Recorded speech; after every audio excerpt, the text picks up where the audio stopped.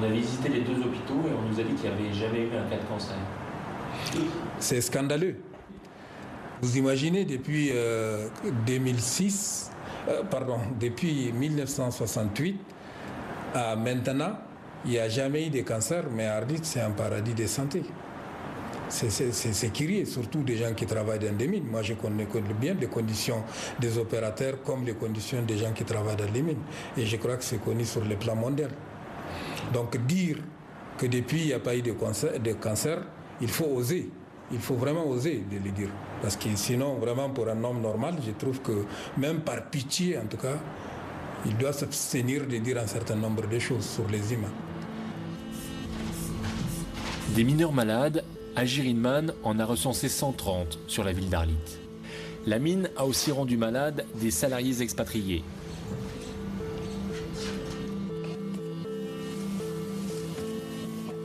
En région parisienne, nous rencontrons Serge Venel, 58 ans. Il a travaillé à la Cominac d'Arlit entre 1978 et 1985, au plus fort de l'exploitation du minerai. Bon, là, ils ont des combinaisons. Voilà. Mais toujours pas de masque. Ça, c'était la formation professionnelle, mais c'était ceux qui étaient en cette tenue-là, c'était ceux qui conduisaient les engins. Serge Venel est malade depuis plusieurs mois. Le t-shirt et le short. Voilà, que nous, à l'usine, on n'a pas de casque. On ne nous a jamais dit qu'il fallait mettre un casque. Et vous, quelle est votre maladie aujourd'hui? C'est un cancer du poumon. Donc, au départ, le pneumologue, est-ce qu'il ne savait pas que j'allais travailler dans le nucléaire? Donc il m'a dit, c'est la cigarette. Je lui ai dit, attendez, quand même, je me suis arrêté il y a près de 30 ans. Il m'a dit, 30 ans, ça fait beaucoup quand même. Et puis, après, il a appris que, je ne sais pas si c'est par vous, ou par toi, ouais. Ah, il a dit, ok, le nucléaire, ok. Cigarette, on oublie. Nucléaire. Chef mécano à la Cominac d'Arlit, Serge Venel était chargé de la maintenance des engins et descendait régulièrement dans la mine où l'exploitation venait de commencer. Les gens, on a dû les recruter sur place, des Touaregs, des Djerma, des Avoussa. On a pris des gens de la région. On a pris ceux qui semblaient les meilleurs pour devenir mécaniciens, électriciens ou autres. On les a formés. Et puis, voilà. Après, on a formé les équipes. Donc on a mis en place, mais au début, on travaillait vraiment comme des sauvages. Hein. Il n'y avait pas de masque, il n'y avait pas de combinaison. On travaillait en short, en chemisette. Donc, voilà. On ne nous a rien dit. À aucun moment, on nous a dit méfiez-vous de la poussière, c'est radioactif. C'est ceci, c'est cela. Jamais, jamais, jamais, jamais. Est-ce que vous pensez que les ouvriers étaient encore plus en danger que vous? C'est ce que je vous ai dit tout à l'heure. Moi, je les ai protégés. Je me suis protégé au maximum. J'ai essayé de les protéger au maximum. Mais malgré tout, ils ont eu... C'est pour ça que je voudrais avoir des nouvelles de...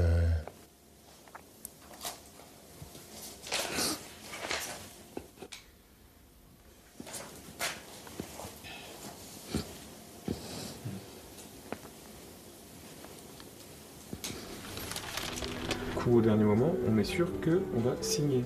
Sans réaction de leur employeur, les victimes du Gabon et du Niger se tournent alors vers l'association Sherpa, qu'ils chargent de négocier avec Areva.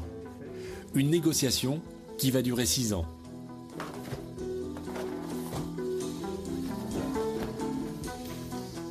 Sherpa est dirigé par des avocats qui défendent les populations victimes de crimes économiques. À quelques jours de la signature, Areva est revenu une dernière fois sur son accord. Mais les responsables de Sherpa touchent enfin au but.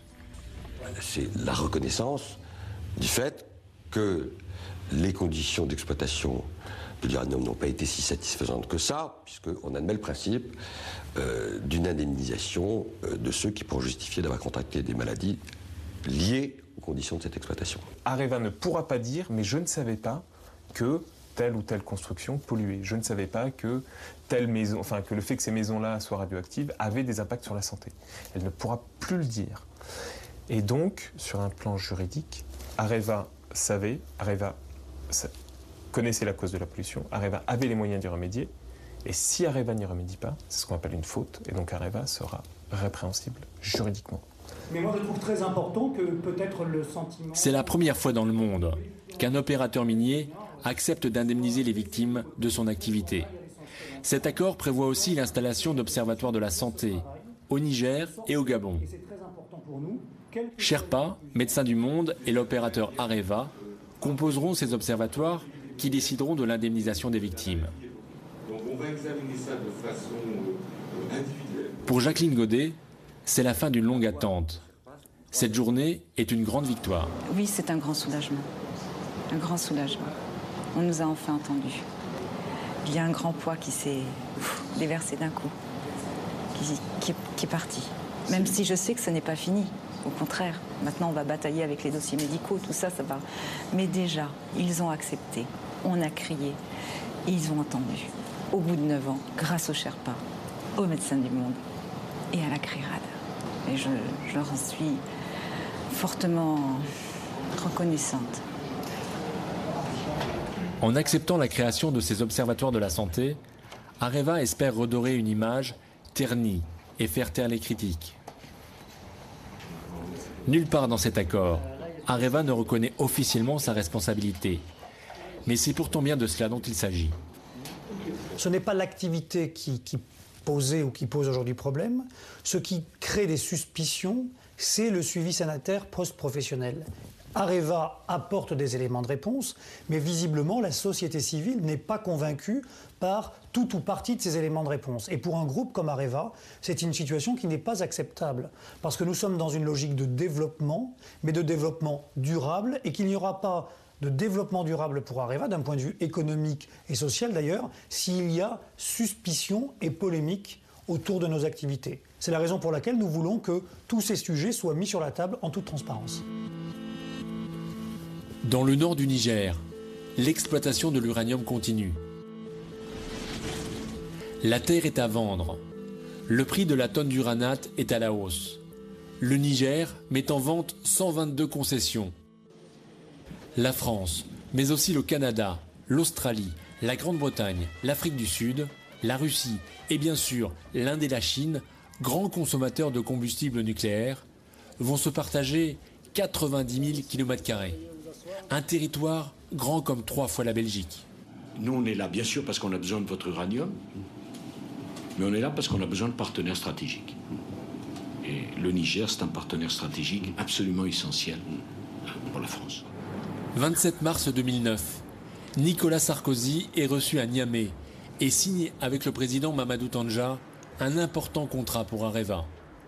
Au Niger, le groupe français va exploiter le site d'Imouraren. Vous m'attendiez, c'est très gentil ça. Nous avons effectivement signé en janvier une convention minière qui va nous permettre sur 35 ans de développer la plus grosse mine d'uranium d'Afrique, la deuxième plus grosse mine d'uranium au monde, et donc de devenir, ce que nous sommes déjà, mais un des principaux producteurs d'uranium sur le très long terme.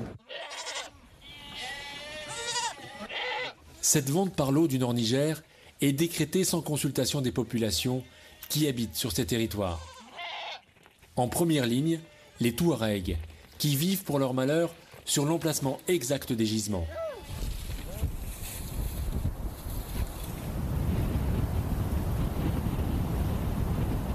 Pour les hommes bleus, il n'est pas question de se laisser faire.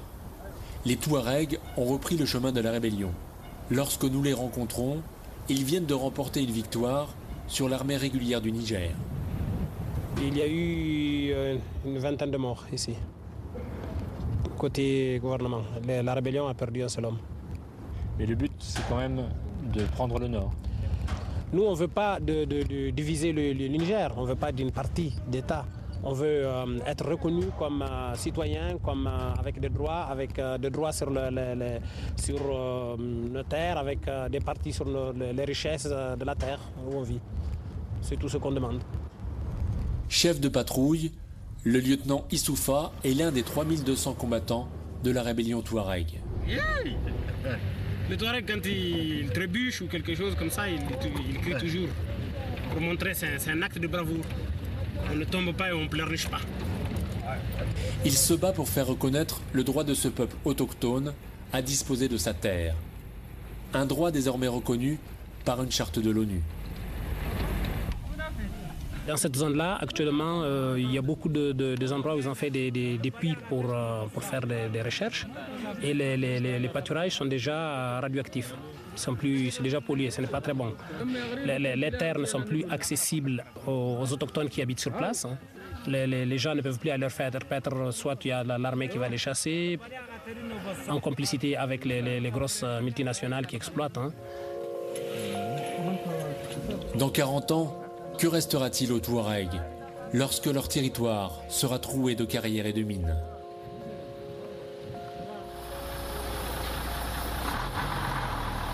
L'exploitation d'Imoarène commencera bientôt en 2012. Nous sommes autorisés à nous rendre sur le futur site de la mine, mais sous bonne escorte. L'armée du Niger protège le convoi d'une éventuelle attaque de la rébellion. Le personnel d'Areva vit dans un camp retranché, à l'abri d'immenses buttes de terre. L'équipe est déjà à pied d'œuvre pour installer les infrastructures. Pour l'instant, il n'y a pas grand-chose à voir, à part cette stèle inaugurée par le président Tandja lors de la pose de la première pierre. Ce gisement s'étale sur 8 km du nord vers le sud et 2 km de large dans sa partie la plus large. Imoarène, c'est un projet gigantesque, environ 8 fois la Somaïr à Arlit. 8 fois plus de terre à dégager, 8 fois plus de boue à la sortie de l'usine. La teneur d'uranium dans le minerai est de l'ordre de 8 pour 1000, je crois, hein. Donc c'est quelque chose de faible, mais l'étendue et le volume du minerai est tellement important que ça en fait un réservoir très important au niveau de l'uranium que l'on pourra en extraire. 200 000 tonnes sur les 40 ans. Et cette fois, promis juré, toutes les précautions seront prises pour éviter la contamination du site et des personnes. Avant même le premier coup de pelleteuse, Areva a décidé de faire un point sanitaire zéro. Des capteurs d'air sont déjà en action. Dans l'avenir, on pourra comparer les impacts de la mine avec l'état de l'environnement et de la population, réalisés avant le début de l'exploitation. Nous faisons ces états, nous les portons à la connaissance du public, et nous nous engageons et en même temps nous nous donnons un peu les bâtons pour battre si jamais on dévie. Et comme je disais dans une de mes interviews, il faut faire les choses justes dès maintenant pour que ça soit bon pour toujours. Et vous promettez la transparence? Mais absolument, on ne peut plus cacher. À partir du moment où vous avez donné ces éléments de base à quelqu'un qui vous surveille, vous ne pouvez plus vous dérober, c'est pas possible.